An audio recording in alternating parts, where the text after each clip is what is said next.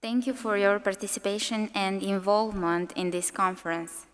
For me, as an election professional, the exchange of ideas, both formally and informally, was a great opportunity.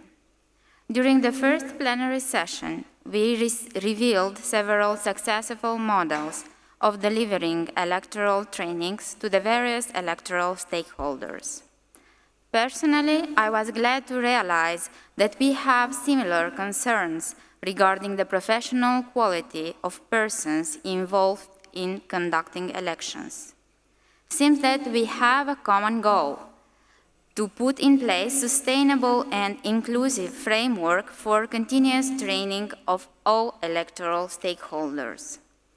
The morning workshop gave us the opportunity to discuss in more depth this topic: strategic approach to training, early age education, use of new technologies to complement face-to-face training, certification and testing of electoral officials are some of the issues discussed.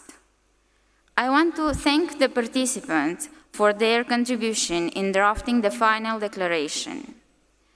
And I want to thank also the speakers and the keynote speakers for their contribution and for their willing to share their valuable experience with all of us.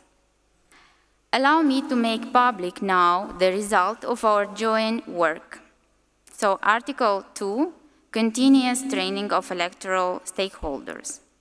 Paragraph 1. Central electoral management bodies may work towards ensuring that engagement and training of all electoral stakeholders is a major focus of their strategic plans. Sufficient funding is essential to conduct qualitative and modern trainings for stakeholders. Political parties, media, judges, civil society organizations, electoral officials, observers, security forces, religious groups, and the electorate are encouraged to enhance their knowledge about elections through electoral training and voter education. All types of electoral trainings should be conducted on a regular and consistent basis. Training curriculum should be standardized and continuous throughout the electoral period and also include training and professional development between election periods. Electoral management bodies are encouraged to take the leading role in electoral training, since they are the most reliable source of information on electoral rules, practice, and procedures. Either dedicated training centers or specialized training departments could be established in order to offer ongoing professional development opportunities and operational training opportunities for electoral administrators and other stakeholders. It is recognized that professional trainers should be used in the first line of training, preferably within the EMB because of their institutional knowledge. Paragraph 4. Based on the principle that early intervention with young people establishes lifelong learning habits, it is vital for governments to consider citizenship education at an early age. The EMBs are urged to partner in this crucial critical effort with the Ministries of Education and other competent bodies. Paragraph 5. Cost efficiency, inclusiveness, accessibility, and consideration for the environment are criteria to be taken into account when planning electoral trainings.